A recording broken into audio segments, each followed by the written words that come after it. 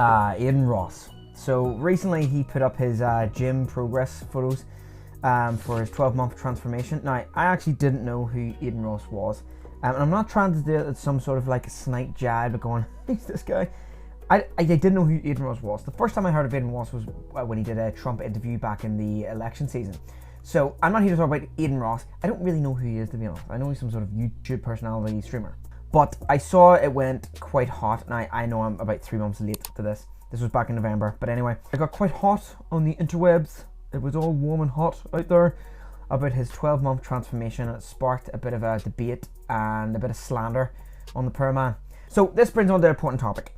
And the topic that I'm trying to get at is, what are the realistic expectations for muscle growth when you're natural? Now, first of all, going by these photos, do I think that Adin Ross is natural? Yes. Now this has actually been quite split. Half the community in the comments have been saying that there's no way he's natural. I don't know what... People have very low expectations. Secondly, the other half is saying, if this is your 1 year progress, you should be very ashamed of yourself, and this is, you've got crap genetics, and this is a really poor effort. So, what's my view on this, especially as a natural competing bodybuilder that's been doing this quite a while? Yeah, I mean, the progress is fine. He looks okay. Do I think he could have done a bit more within this 12-month period? Yes. Is he a busy man?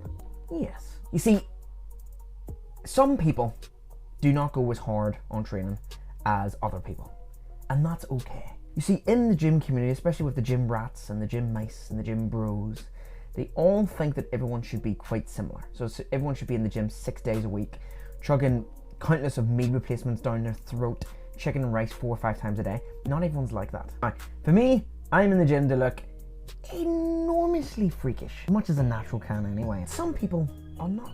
Now, is his progress good for the 12 months natural? It's not bad.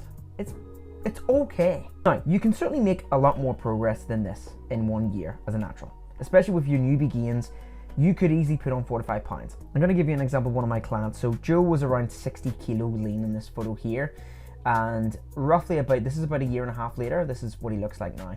He's put on 27 kilo on top of this, natural. So can it be done? Yes. Was Joe very committed? Yes.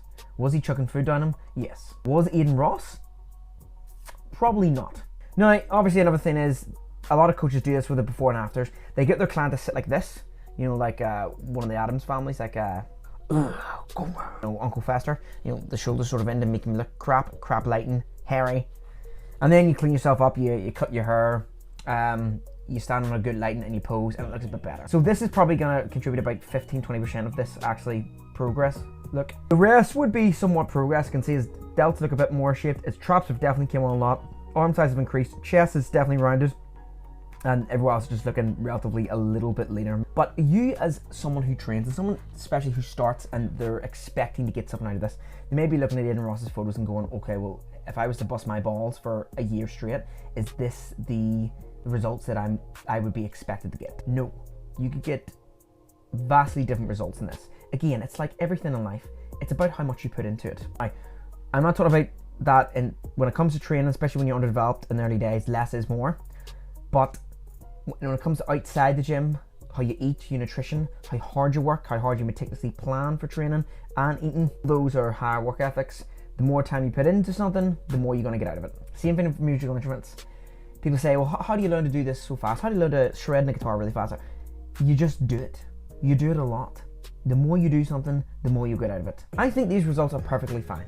And realistic expectations for naturals, some people are genetic freaks. Some people look like, after 2 years of natural training, they look like they're on steroids. Some people, after 2 years, look okay, look like they train, but they don't exactly look like anything totally freakish. But you have to remember that whatever your starting point is, whatever you're going to get to in a year or two, it's going to be vastly different and immensely better than your starting point. And it's not just going to be you noticing that, it's going to be other people around you as well. And especially those who don't train around you, they're going to see a massive change and they're going to think literally you're going to be like, Hulk Hogan. But anyway, realistic expectations. Don't worry too much about that, because you're going to sink your head into a pit of despair, worrying about, am I doing enough? Have I progressed fast enough? Will I ever progress? Just get in the trenches, do the work, and stop worrying about it. Anyway, if you like the video, please don't forget to like and subscribe. I've got tons of other content over my channel about fitness and nutrition and training and just everything you need to be a fantastic, ripped Anyway, I'll see you next time.